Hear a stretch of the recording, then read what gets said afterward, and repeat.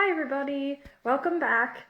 This week we're going to talk about one of my favorite subjects, which is really weird, becoming my favorite subject anyway. But before we begin, I want to refresh what we went over last week. So last week we talked about what it means to bear God's name, and what we went over was that bearing God's name is a choice, much like the choice that Adam and Eve had to make in the garden. Now, obviously, we don't have the choice to eat a fruit or not, but our choice is whether or not we're going to trust our Creator with our lives. So that's a pretty big choice. So once you decide that you're going to do that, now we know that the decision isn't just, yeah, I'm going to trust God and that's it. Afterwards, you're going to be put to the test, because by choosing to trust God, you're kind of giving a big middle finger to Satan and his challenge to God's sovereignty. So by saying, yeah, I'm going to trust God, that's challenging Satan's challenge. And you're going to be put to the test. So you're going to have to commit to allowing God, to trusting God, allowing God to lead you in your life. And that can go, well, that involves two things. The first is that you're not going to do anything that brings reproach to the name that you now bear. So we've all heard it said, oh, this person's so nasty and horrible, and then they go to church on Sunday and they go to church and then they're nasty when they're not in church. Don't do that. Don't be that person. Then the flip side of that coin is that you do have to act in a way that brings, love and consideration to God's name, that brings respect to God's name. So, what I left you with there was, say that you're an ancient Israelite in Egypt, and then comes Moses. So that's where we left off. So let's continue with that tale. You're an ancient Israelite, and your people and your ancestors have been enslaved in Egypt for 400 years. That's a long time. And that's all you've known. They lived in really harsh conditions with really mean taskmasters, and they worked sometimes to death. And that's all they knew. They did know that the God of their forefathers had promised that his seed would become a great nation, and that a prophet would arise to guide them into that. But the prophet was supposed to come, and at the time when he would have been born, all of the male children under a specific age were slaughtered. So there's very little hope that he's still out there. Then Moses comes, and when Moses comes declaring to be this prophet, it's almost too good to be true. So, at that time is when God had revealed his name to Moses, and Moses told you the name. Yahweh, which means I am what I am, or I will be what I will be. So this was kind of a big comfort and a big deal, and then the plagues started happening. By all accounts, the plagues were absolutely terrifying. Every last one, and there were 10 of them. And you were going to witness this awesome power. Now, when I say awesome, I don't mean in like the good yay way. I mean awe-striking, awe-inspiring. So you got to see these examples of Yahweh's power, and then you were led into the wilderness. Now, as a Christian, and in the beginnings of my Bible study, we all know that around that time, in the wilderness, right after they had fled Egypt, the people started complaining, and they're like, why did we do this? Why did we leave Egypt? And every time I got to that point in the Bible, I'm like, what? Did you just forget what you went through? I mean, seriously? But I read this book called Bearing God's Name, Why Sinai Still Matters. And that is one of two books that really make up the bulk of this study. So, we're going to get to the second one towards the end of the study, but for now we're going to be focusing on this book by Carmen Imes. And in the book, she kind of specifies something that never occurred to me until I read it, and that makes a difference in how I feel about it. So the ancient Israelites were fleeing for their lives in a desert. They had to run so fast that they didn't even have time to let their bread rise. They had to just pop it in the oven and then take it and go. They had dwindling food supplies, very little potable water. I mean, check, those are two daily needs that you cannot survive without, that they had very little to almost nothing of. And then, on top of that, they're in the wilderness, which can't be comfortable, and they're in the desert, and even in the desert, there are wild animals that will pick you and your offspring and your animals off. So, check, that's the 3 daily needs that you absolutely cannot survive without, that they are without, essentially. On top of that, the Egyptians are chasing them. They know that if they're caught, the best they can hope for is a quick death, but most likely they're going to face something extremely horrific if they get caught by the Egyptians. And yeah, in the face of all that terror, the awe-inspiring power that Yahweh had, presented with his plagues in Egypt kind of vanished. They're like, I don't have time to think about these plagues that I just witnessed. I have to think about whether or not I'm going to survive till tomorrow. And what we notice at that point is that Yahweh was patient and he was kind. He showed them that even in their darkest times, they can trust him. That's because trust is earned, and Yahweh knows this, because he's the most wise being in the universe. So he knew that punishing them for being afraid was useless. He had to show them that he was going to be there. And he did this by providing them with food, by providing them with water. He had a pillar of flame at night and a pillar of smoke during the day that they could follow so that they always knew where to go. He took care of the Egyptian army chasing them, and I say that, which sounds very gentle, but really he killed them, and he did that by parting the Red Sea. There were other routes that the Israelites could have taken to escape the Egyptians. God chose to lead them through the sea as a demonstration of his power. By doing that, he got them through, and then the Egyptians were in the center of the water when he let it go and it collapsed back in. By doing that, he was telling everybody in the world, yes, I am God, and I am saving those people. You hear that? I am? That's where his name comes from. I'm sorry, I have an itch like right here. Anyway, so at that point, they made it through the waters. There was no doubt that God was there for them. Then they get to Mount Sinai. Now, Mount Sinai is the pinnacle of their journey. Now, I'm going to kind of go off on a little aside because it is absolutely relevant to Mount Sinai. So, they were at Mount Sinai in what is called a liminal space. A liminal space is a space that is neither here nor there. Think about walking through a doorway. If you stopped exactly on the threshold and you were exactly in the archway of the doorway, you're in the frame, you're not in the room you're coming from, nor are you in the room that you're going into. You're in what is known as a liminal space. Another example of that would be an airport, where people are always coming and going, but nobody goes to just stay unless you're in that movie. I want to say it was Tom Hanks that starred in it, but I'm probably wrong. You're in that movie where the guy stays in the airport for like a year.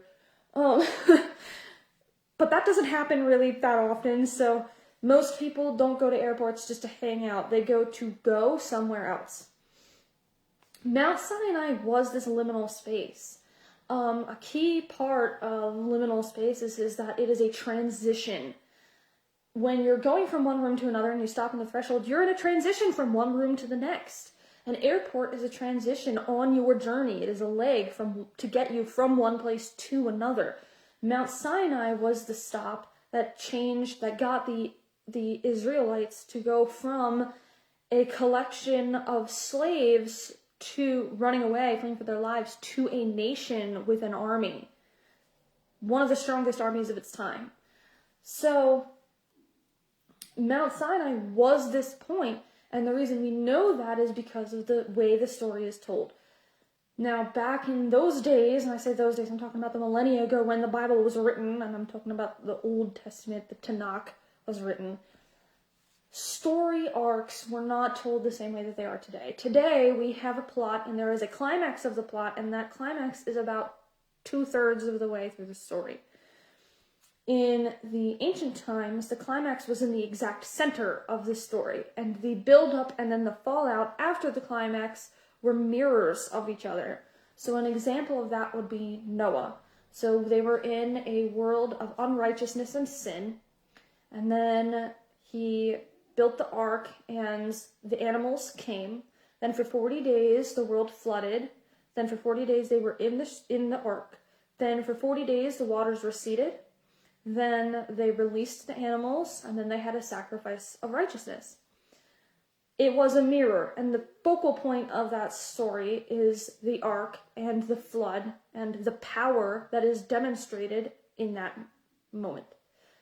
So that's just an example of the storytelling. The same, excuse me, I have a tablet with my notes, and it decided to try and turn off in the middle of my talk.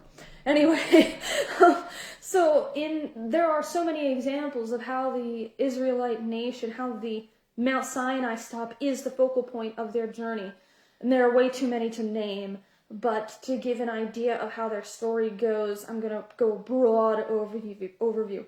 They were slaves, they fled into the wilderness, they stopped at Mount Sinai, then they went back into the wilderness, then they made it to the promised land as a nation. Mount Sinai is the center of that journey. So what happened at Mount Sinai that was so important that it had to be the focal point? That was where they got the law. And so most Christians today think of the law as a set of hard rules that the Israelite people had to follow in order to attain salvation.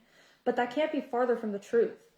The truth of it is, Yahweh had already saved his people by the time they got to Mount Sinai. They were slaves and he freed them. They were fearing for their lives on a minute-by-minute basis, and he provided for them. He parted the Red Sea and destroyed their enemies for them. And he did this at no cost. So at that point, we can already say the law is not a means of salvation. So what was it if it wasn't a means of salvation? Well, then the other thing that Christians tend to think today is that the law is a set of hard rules that they have to follow under threat of consequences. But that's not true either. Back in those times, laws were actually known as a wisdom of governance. So judges would use laws to try and guide their decision making, but they weren't a set of hard and fast rules. So then again, what was the law? You have to understand that at the time that the law came out, other gods were quite prevalent in the world. Most nations had their own gods that they followed. And those gods did not communicate with their people at all. There are examples of poetry written from that time. And there's an example in this book that I read by Carmen Imes. She actually writes it out. And it's an ancient Sumerian who is, he and his family and his people, they're suffering. And he knows he displeased the gods in some way, but he doesn't know how, because they don't talk to him. So he doesn't know what he did. And all he knows is this suffering, which is quite an abusive relationship if you think about it. So at that time, there were no communications between people and their gods. So when Yahweh gave them the 10 Commandments first and then the rest of the laws to follow, that was actually his communication to the people. That was him absolutely declaring straight up, this is what I would like you to do, and this is how I want you to live righteously. So yeah, it was a celebratory thing. This was God's communication to his people. But what was more than that is that they entered into a covenant with God. So, sorry, I'm checking my notes to make sure I'm still on track. So,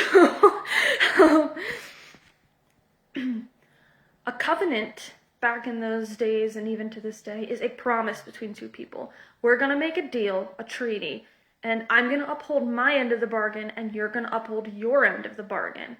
And the bargain at that time was God was saying to his people, I will be your God, and you will be my nation.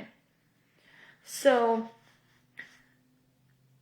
they had already seen that God was awe-inspiring and amazing and powerful, and that he could do wonderful things for them. So this was a beautiful thing to say, Yahweh's going to be my God. That means that I'm going to have these awe-inspiring and wonderful things on a daily basis. Heck yeah. But then they had their side of the bargain that they had to uphold, and that was, we're going to be your people. So these wisdom of governance, and the word law is actually, or command, is actually not technically correct. The word is word. This is God's word.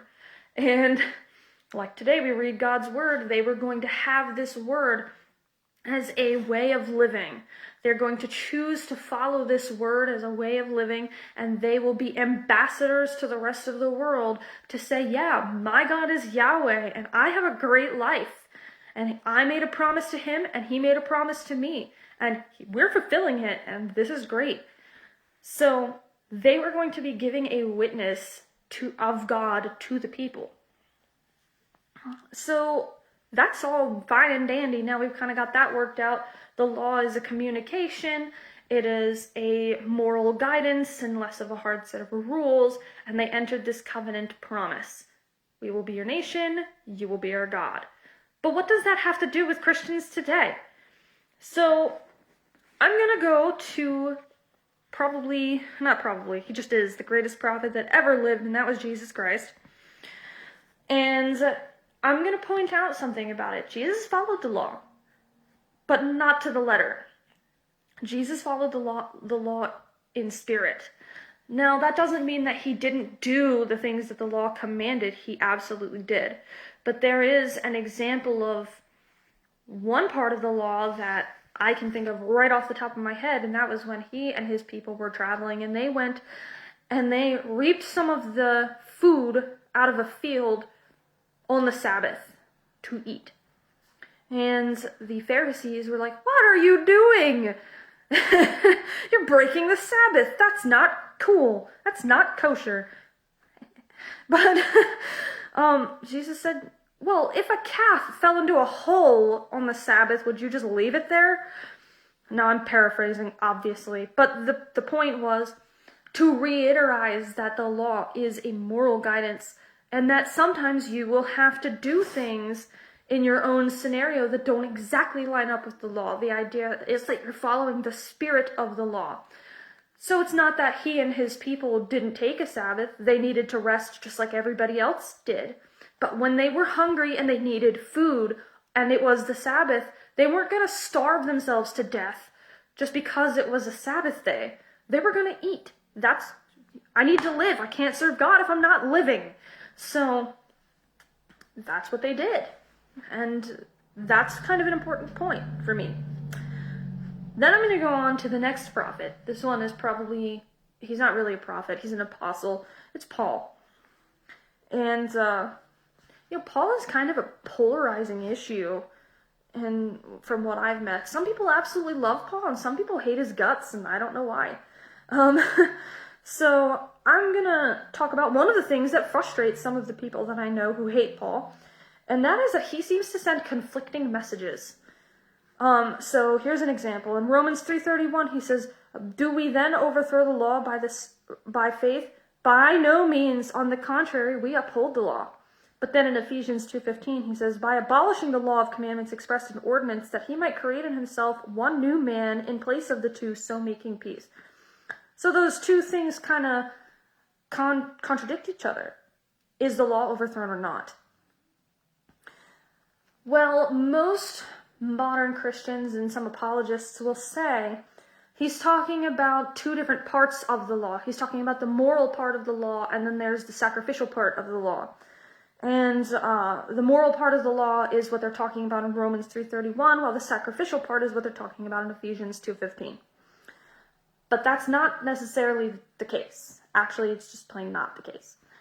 In a book titled Paul and the Law, and I don't remember who wrote it, I didn't put it in my notes, but in Paul and the Law, This is a biblical scholar who studies Bible language. This is what he does for a living, and he says there is absolutely no indication in either of those scriptures that Paul is talking about two different parts of the law. He is talking about the law as a whole, but what is indicated is what he means when he says the law. The law served multiple functions. Remember when I said that the law was a moral guidance, but at the same time, it was also a covenant promise? That's what he's talking about. The law as covenant is abolished, but the law as a moral guidance is not. So the big question then is, should Christians keep the law according to Paul? And I'm going to say yes, in part. The law as a wisdom of governance? Absolutely. The law as a covenant promise? No. We've entered a new covenant with God. We don't need the covenant promise of, I will be your nation, or I will be your God, you will be my nation. We don't need that anymore because that has been done away with. That was ended when Christ died at the stake. So, and by the way, when I say stake, it is the same thing as cross. Because back in those days, crucifixions were typically done on an upright pole. But most people say cross, and I just don't see a problem with that.